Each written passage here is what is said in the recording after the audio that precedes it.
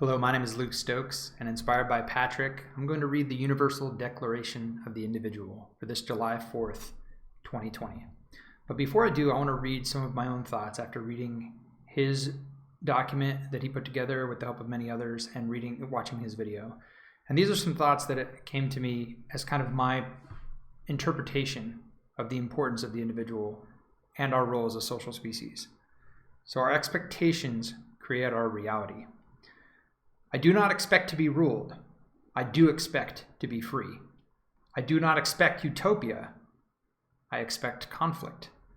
I do not accept violence as an effective conflict resolution.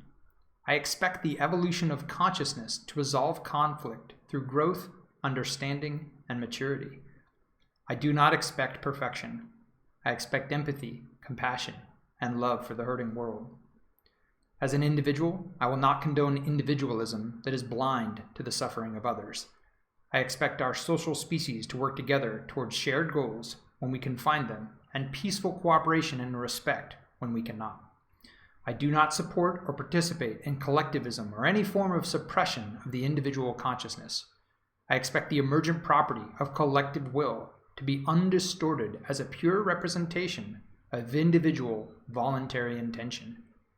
I do not expect others to think, believe, or act as I do.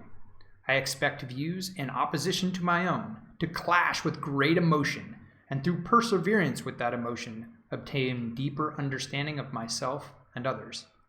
I do not expect a world without aggressors, for I recognize their role in creating evolutionary stable strategies. I do expect personal responsibility, both physically and mentally, to defend against such aggressors. And as far as it concerns me, I will strive to help those who truly cannot help themselves. I do not think attachment is a requirement for responsibility. I do think love is the answer to all. We are all made of the same stuff with the same energy flowing through our mind, body, spirit complex. The separation we create are matters of perception only. We are not a slave to our perceptions, many of which are false, but can transcend them through training, study, will, and practice. We can live free. In freedom forever, the Universal Declaration of the Individual. When in the course of human events it becomes necessary for a person to dissolve the political bands which have chained them in subservience to a non-consensual government and to assume among their fellow humans the separate and equal station to which their self-ownership entitles them, a decent respect to the opinions of mankind requires that they should declare the causes that impel them to the separation. I hold these truths to be self-evident, that all rational beings are created equal, whether endowed by nature or their creator. They possess free will, the ability to conceptualize and actualize a preferred state, and a capacity for agency, self-determination, and reciprocity. A respect for which requires mutual agreement to hold one's consent sacrosanct and inviolate. That from this respect flow unalienable rights, among which are life, liberty, and self-ownership. That to secure these rights, no government, no person or group of people which violate the consent of another may be suffered to exist. That whenever such entity becomes destructive of these ends, it is the right of the person to withdraw their consent, defend against it, and abolish it. Mankind's ability to suffer injustice, seemingly infinite when faced with danger, nourishes well these governments that stand to attack me for mine own safety. Their centuries-long histories of abuses and usurpations, pursuing invariably more involuntary power, vices their true nature of absolute despotism.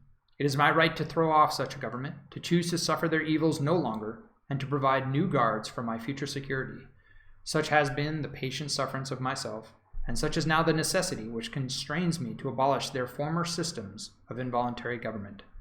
The history of these governments is a history of repeated injuries and usurpations, all having in direct object the establishment of an absolute tyranny over me and my property. In evidence of this, let the following facts be submitted to a candid world, that some of the tyrannical evils I have suffered under be known to all. They have forbidden me to freely and peacefully associate with and disassociate with other humans of my choosing, and whatever means I deem appropriate, both in business and matrimony. They have ignored and trampled down my consent on all matters in which I may find myself the minority or the sole dissenter. according no capacity to opt not to be a part of their edicts. They, absent any existing victim, as a matter of course, threaten, accost, extort, rob, injure, and even murder innocent humans where no damaged party is to be found.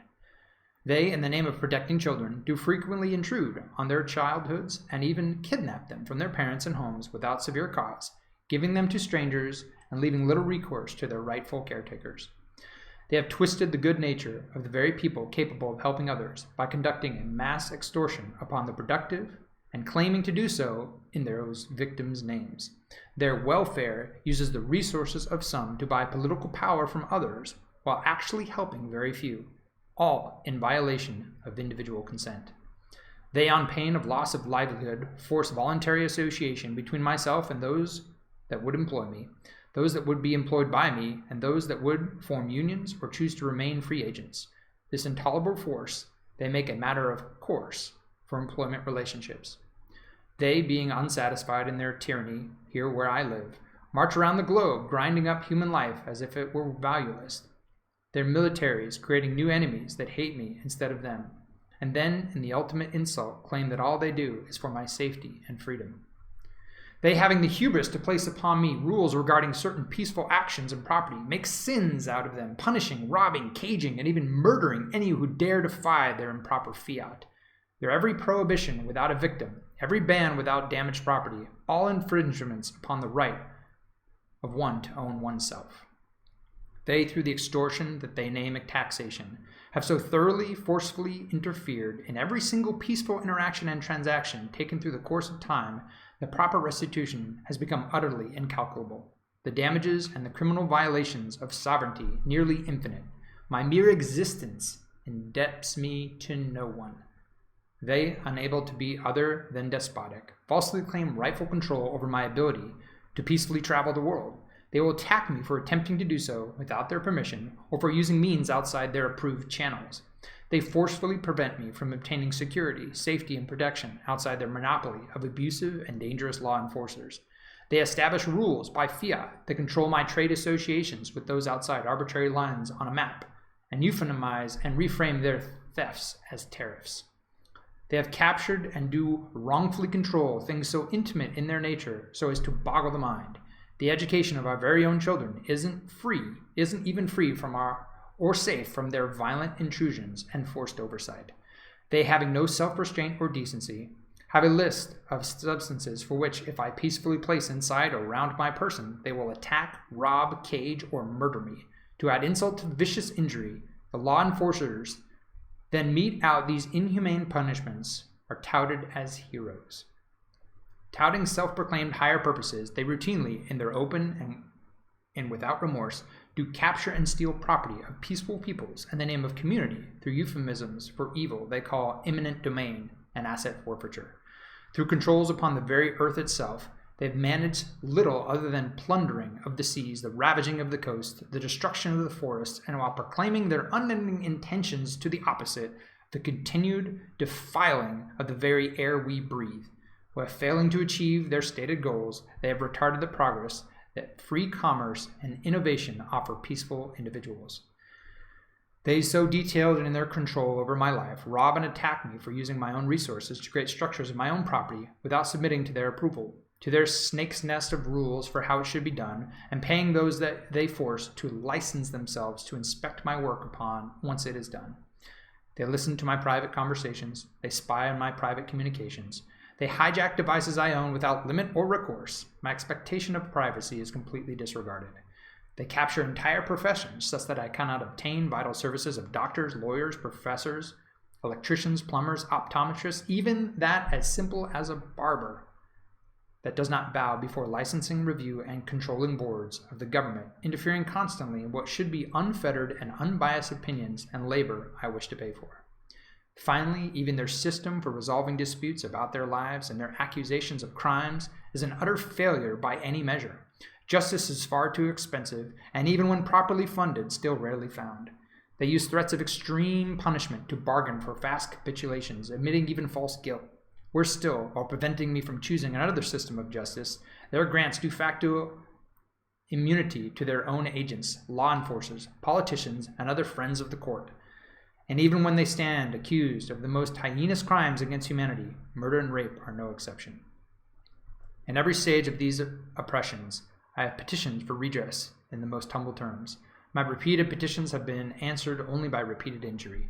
A ruler, by definition, may find no free people under their rule, and no government lacking my consent is fit nor just in their power. Nor have I been wanting in attentions to those that still support the government. I have informed them that their control violates my consent. I have warned them that their legislature bears no rightful jurisdiction over me. I have reminded them of the nature of my freedom and right to exist without violent controls being placed upon me. I have appealed to their sense of justice and magnanimity, and I have begged them to exempt me from their usurpations, without demanding that they disband their own way of conducting themselves, which constantly interfere in our connections and associations. They too have been deaf to the voice of justice and of consanguinity. We must therefore acquiesce in the necessity which denounces my separation and hold them, as we hold the rest of mankind, enemies in war, in peace friends. I therefore, being the sole proprietor of my mind and body, appealing to the rational minds of the world for the rectitude of my intentions, do in my name and by my sovereign authority solemnly publish and declare that this person is, and the right ought to be free and independent, that I am absolved of all allegiance to this government and any other involuntary system or structure of control and regulation, and that all political connection between myself and the state is and ought to be totally dissolved, and that as a free and independent person, I have full power to protect myself using necessary means, contract with others, establish commerce, and do all other acts and things which independent people may of right do. And for the support of this declaration, I agree and pledge that by my life, my fortune, and my sacred honor, I will hold sacrosanct agency, consent, and property of others, likewise expecting, requiring, and demanding the same be afforded to me. I own myself, I lead myself. Thank you.